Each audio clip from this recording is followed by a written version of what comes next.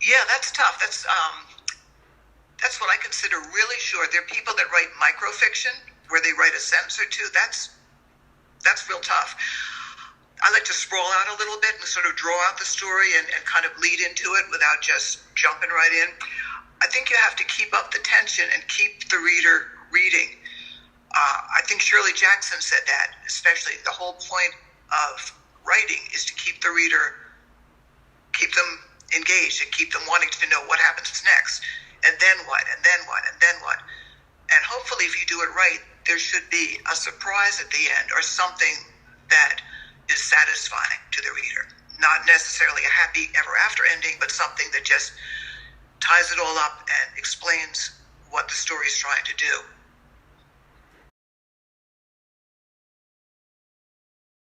Yeah, so for me, I'm big into plot in stories. So like I really like a story to actually tell me a story. I know there are some writers that really work really on atmosphere and language and character, and there might necessarily be like a change happening, right? There might not be a character actually doing something, and I'm more drawn to a story where something happens, in a very reductive way. So I want something that has a beginning, middle, and end that I can follow. And what I really look for is, one, a really strong voice helps a lot in a story. If I just really enjoy reading the language, it's really good. And the character, I want to be able to invest in the character and follow them on a journey to the end of the story.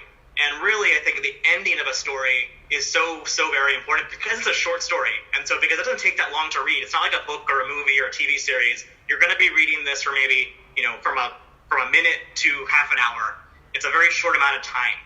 And so it's not like you have a long journey. But that ending can really just make the entire story for you. So often as a writer, I usually often start with the ending because I want to know where I'm going to. I want to know, like, what am I going to leave the reader with?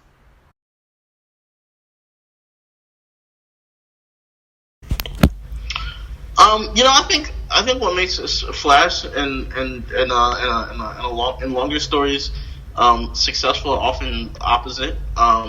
With Flash, it's usually doing one or two things well. I don't think you need to master every single element of fiction. Doesn't necessarily need to be there for Flash. I think if you master one or two things well, whether it be character or description, you can have a very successful Flash fiction. For longer pieces, I think there you want to have memorable characters.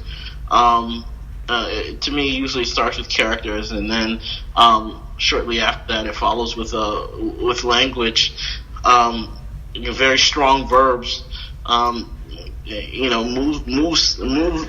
Very strong verbs help the scene move, but it also helps stories get stuck in your memory.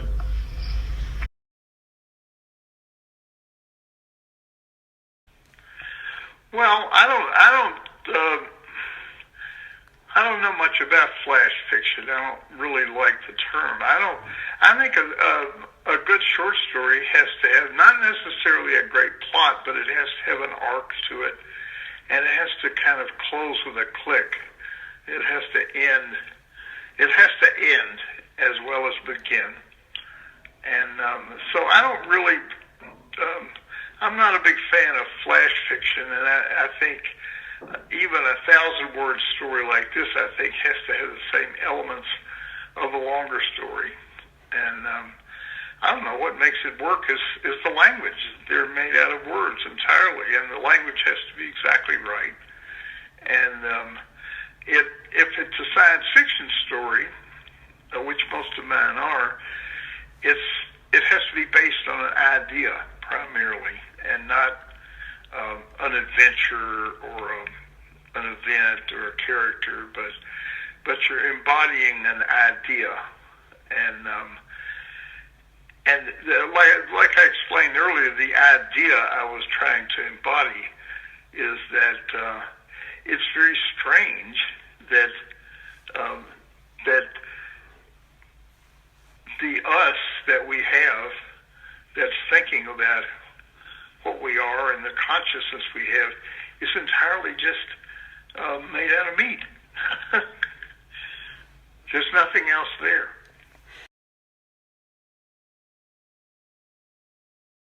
Okay. Well, this is specifically for me. What makes a successful story is the ability for what's on the page to draw me in. When I pick up a short story and I start reading it, if I notice that I'm continuing to read for a few more pages after the first page, then I know that there's something in that story that keeps me going. So there are other things like style of writing and great characters, sensory descriptions. They're all important. But for me, it's like a good story. Otherwise, it's what's the point of reading it if there's no story? And to me, it's like, can you classify it as a short story if there's absolutely no story involved? So that's just for me.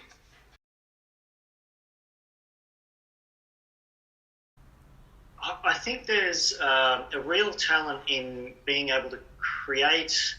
You need all the elements, but they're compacted down. So you need a good story arc. You need to be able to have a well-detailed character or characters in the story.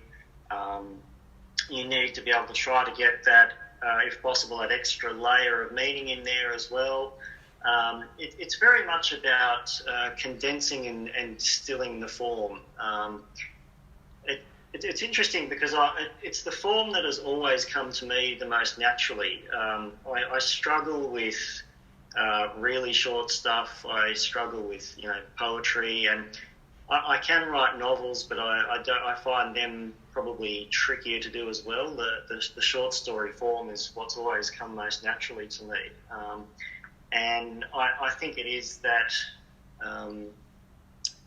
it's essentially distilling the essence down to only 3,000 or 4,000 words and being able to put everything into that tiny little parcel and make it all work.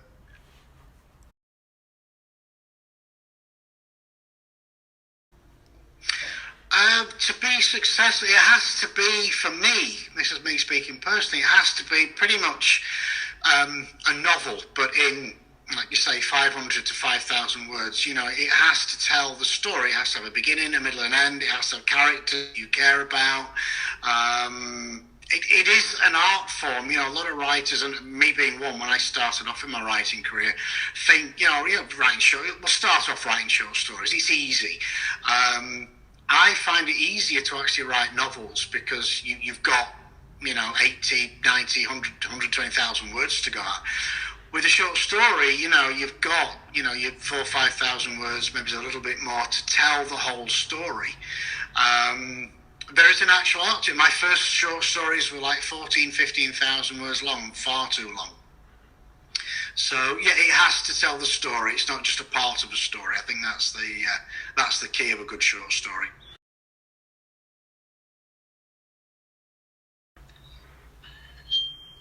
An interesting question. I think an unexpected ending helps. I think a very unexpected angle also helps. So if you can see the ending coming in a short story, then you either need to make it really satisfying or people are just kind of going to check out straight away.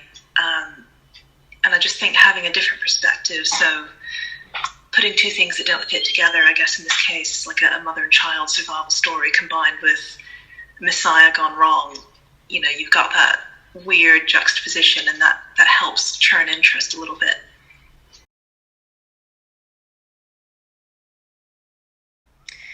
That is a very good question.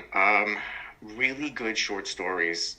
I mean, first of all, they're contained, and when I think about like my favorite short stories, they're short stories that encapsulate like this other world, and it doesn't have to be like a science fiction world or some type of fictional world not similar to our own. Like, as long as the short story creates some type of culture and vocabulary on its own, I'm immediately like engrossed in it.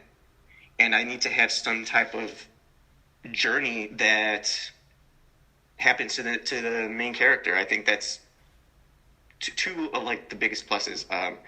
a lot of times you read a short story and it's just a slice of life. And I mean, those short stories, they're great too, but those aren't the ones that strike me. Yeah, my favorites are the ones where it's like pretty much like a novel-length story, just in such a concentrated format of the short story.